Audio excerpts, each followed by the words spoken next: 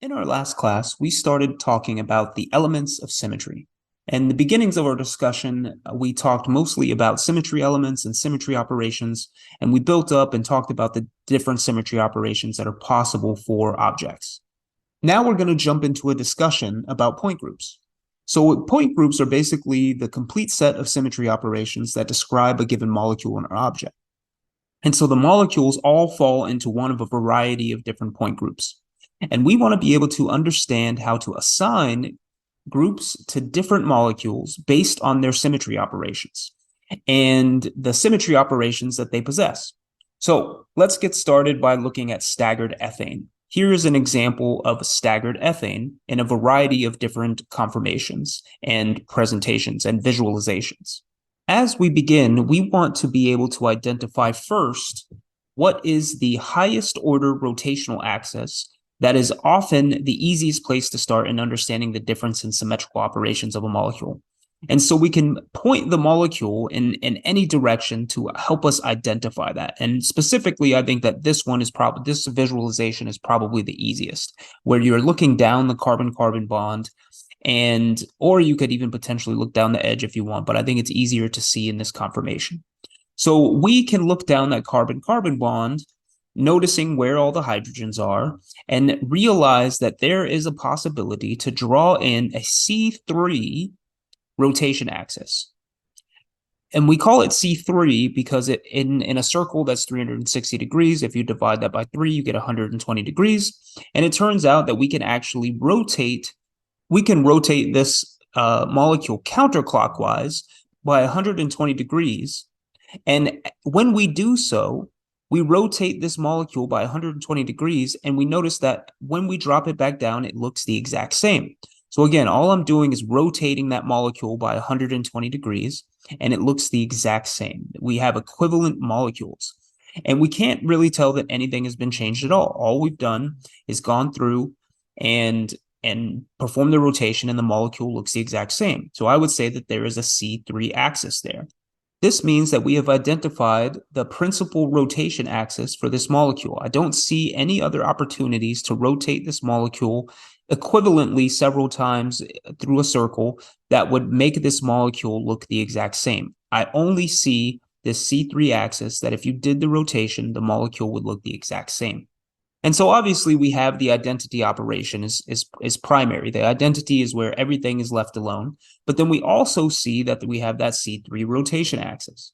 The next thing we want to do is identify whether or not there is a perpendicular C2 axis. Now, perpendicular means 90 degrees from this principal rotation axis. So we're looking for a perpendicular C2 axis.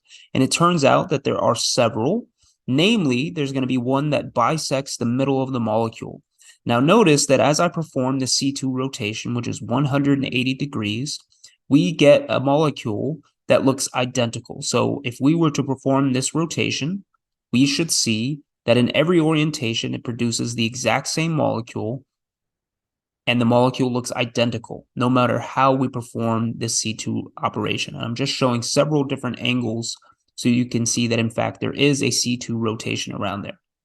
In addition to that, there is another perpendicular C2 axis, because remember, it just has to be 90 degrees to the principal rotation axis. And we see that we can also do a C2 rotation at this point. So it turns out that if there is one C2 perpendicular rotation axis, there have to be at least 3. And this is because our principal rotation axis is a C3, and if there are ever going to be any perpendicular C2 axis, then it has to be equivalent to that number. And in our case, it's C3, which means that there is a third C2 axis where you can perform a 180-degree turn, and the molecule will look the exact same. So I'll show that. What other symmetry operations do we see here? Well, I see that there is likely to be a center of inversion, where the molecule can go straight through the center and come out the other side at the same angle. And we should see the molecule looks exactly the same. So the inversion center always has to be at the center of the molecule. And I see that if I am to go into the center and out the other side, that this molecule should look the exact same. So this top hydrogen would go into the center and sprout out the back. And in fact, that is exactly what we see. So let's take a look at this from several different angles where we can see the inversion center. The next thing is that there is a what is called an improper rotation, or an S-axis. So our S-axis is going to be a rotation followed by reflection through a mirrored plane. So again, a rotation followed by reflection through a mirrored plane. And we can see that here we can find a mirrored plane. And coming straight through that same principal rotation axis, there's an S6. So if a circle is 360 degrees, you divide that by 6. I should be able to rotate this by 60 degrees and then reflect through this mirror plane, and the molecule should look exactly the same. It turns out that that's exactly true. So if you perform that 60-degree rotation followed by reflection through a mirror plane, and that is called an S6. Now, this could be S4, S5, S4, S3, whatever you need to achieve this improper rotation. That is the S symmetry operation. The next thing is that I also see 3 different mirrored planes. So the first one that I see bisects this top and bottom hydrogen. So a mirror plane, reflection through a mirror plane, means you stick a mirror through that plane, and if you perform a reflection across that mirror plane, then the molecule should look exactly the same. And if so, then that is a mirror plane. This one in particular is called a sigma D. The D stands for dihedral because it bisects this bond. The carbon to the 2 hydrogens at the bottom, that is a dihedral angle because it is going through those 2 different bonds and bisecting it. We also have another sigma D that goes through the other bonds. So here is another sigma D, and through reflection, you see that we get the exact same molecule. And then finally, we have one additional symmetry operation, which is going to be this sigma D. Again, the dihedral angle, you reflect it through, the molecule looks identical. So now if we were to go to a list of different character tables, we would find that for a D3D character table, we should see all of these symmetry operations that we have just talked about. And this is going to be true for any molecule or object that has these exact symmetry operations. You would find that they are a D3D point group. This includes the identity, 2 C3 rotations, 3 C2 rotations, an inversion, the improper rotation S6, and 3 sigma D symmetry operations. So because of that, we would assign this point group to be D3D. There is a flow that you can follow in a process of an order of operations that can help you achieve this. So on the screen now, I'm going to place what's called the point group flowchart, and then we're going to try some examples. Now let's walk through some examples of how to assign point groups to molecules. The 4 molecules that I've drawn on the board are all molecules of high symmetry. And they're going to be ones that are easily identifiable, and you don't have to use the flowchart in order to determine their point groups. The first one is CH4, which is a perfect tetrahedral shape, and therefore it is in the TD point group.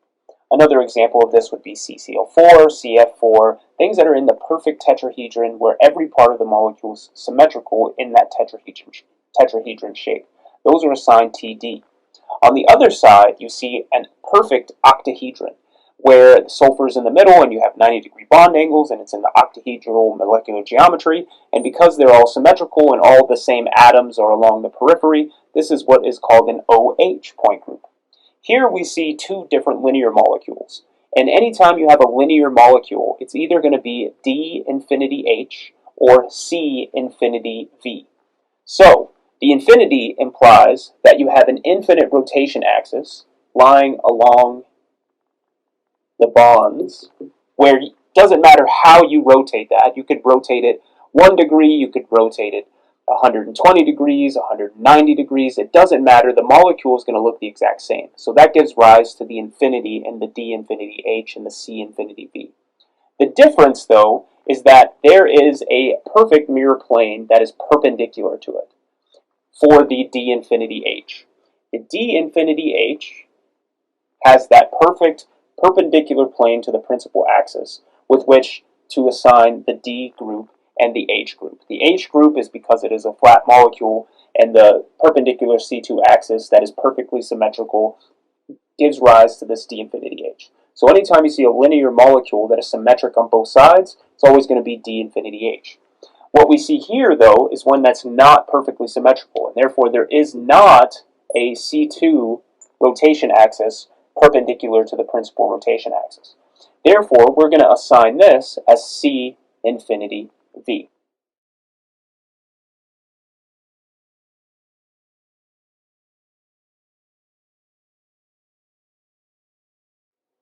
Now let's take a look at some more complicated molecules where we do need to use the flowchart. So starting right here with PCl3, we know that this is a trigonal pyramidal shape, and we can identify the principal rotation axis after, noticing that it's not one of high symmetry, as basically cutting right through that molecule, going through the phosphorus atom. And if we were to rotate this 120 degrees, then every chlorine would move into its current position, so this is the C3 principal rotation axis.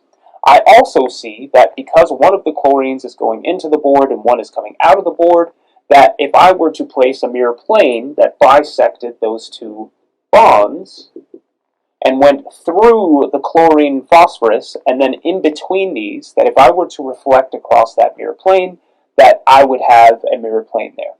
However, one of the first steps that I need to do before moving on to that, and I mention this because a lot of students like to jump through the flowchart before proceeding through every step, is after you've identified the principal rotation axis, in order to determine whether or not it's going to be a C group, an S group, or a D group, you have to first be able to see if there are any perpendicular C2 axes. So if this is our principal rotation axis, going straight up and down, then perpendicular would have to be going in and out of the screen, which there is no C2 axis, because if you were to rotate this 180 degrees, then all the chlorines would be going up instead of down, and the other perpendicular is going to be going this way. So if we were to look at a perpendicular axis going this way, again, if we rotated C2, which is 180 degrees, then all of the chlorines would be going up, and there is no C2 axis. There is no perpendicular C2 axis. The next step is to look for our sigma H. Sigma H is going to be a horizontal mirror plane, meaning perpendicular to the principal rotation axis. So it would be a mirror plane that went perfectly through the phosphorus, and if we were to reflect about that mirror plane, then these chlorines would be shifted upwards. So there also is no sigma H in this molecule. So then we look for our sigma V, which is the one that contains the vertical principal axis, so it has to contain that, which is this sigma that I drew for you originally, that cuts through this PCl bond and in between these other two Cls. So now I see that there is another one that actually contains this Cl and bisects the other two, and there's also going to be one that contains this back Cl. So overall there's 3 sigma Vs, and when using the flowchart I should notice that that makes this a C3V molecule. Moving down to this dibromobenzene, I recognize that it's not tetrahedral, it's not linear, it's not an icosahedron, it's not any one of those high symmetry molecules, so I need to begin by identifying the principal rotation axis. And to me, I see the principal rotation axis is cutting straight through the benzene, where I can rotate it as a C2, which is a 180 degree rotation. And if I were to rotate this molecule 180 degrees, then everything would flip, but the molecule would still look identical. Therefore, I know that that's the principal rotation axis. The next step, according to the flowchart, is to identify if there are any perpendicular C2s. So that would mean it would have to go this way, which if I rotated the molecule like that, then the bromines would go to the bottom. Doesn't look the same. Or going in and out of the screen. And if I were to do a C2 rotation in and out of the screen, then again those two bromines would be going down. So there are no perpendicular C2 axes, which lets me know that this is either going to be a C or an S group. Alright, so then the next step is to identify if there is a horizontal mirror plane. Horizontal again means perpendicular to the principal axis. That means it would have to be a mirror plane that's perfectly in between this molecule, and this would make the bromines go down and the hydrogens go up, so it's not a horizontal mirror plane. So then the next thing to do would see if there is a mirror plane that contains the principal axis, the sigma V, and in fact the screen is the sigma V. Because this is a flat molecule, we know that perfect reflection, nothing would move, so it would look the same, and for that reason this molecule is actually C2V. Moving on to the sulfur group, we see that this is in the seesaw orientation, And the first step, it is not a high symmetry molecule, not linear, not tetrahedral, not octahedral, not an icosahedron. So now I need to determine the principal rotation axis. And to me, I see a principal rotation axis that cuts right through the sulfur and goes in between these fluorines going in and out of the board. If I were to do a C2 rotation here, I would get a perfect flip where 180-degree rotation, where this fluorine goes here, this one goes here, and these two fluorines switch places. The molecule still looks the same, so that is a C2 rotation axis. I don't see any higher order rotation axes. So then the next step is to look for perpendicular C2s. So a perpendicular, again, would be going in and out of the board, which if I rotated 180 degrees, while these would stay the same, these two downward-facing fluorines would then be shifted up, so it wouldn't look the same. The other perpendicular would be going this way, and if I were to do a C2 rotation along this bond axis, then again, these fluorines would be shifted up. Doesn't look the same. Therefore, I know that this is either going to be a C group or an S group. So then the next thing to do is to see if there is a sigma H, which again is a perpendicular to the principal rotation axis mirror plane, and I see that if I were to reflect this through my hand, that the fluorines would be going up. Therefore, no sigma H. So then the next thing to do would be to determine if there is a vertical mirror plane that contains the principal axis. And again, the screen actually serves as a good mirror plane, where each of these fluorines would be flipped, but everything else being contained in the plane of the screen would actually remain the exact same. So again, this molecule is C2V, just like dibromobenzene was. Even though it looks very different, it is within the same point group. Now moving over to these similar looking, but likely to have different point groups, molecules, where we have our CC double bond, and then some orientation of fluorines or hydrogens. So, working on the top one first, I know that it's not a high symmetry molecule, not linear, not tetrahedral, not octahedral, not an icosahedron, so then I need to identify the principal rotation axis. And to me, I see a C2 axis that cuts straight through the middle of this molecule, where if I were to do a C2 rotation, which again is 180-degree rotation around that axis, that every hydrogen would move to the other place, and every fluorine would move to the other place, so would the carbons, and everything would look the exact same.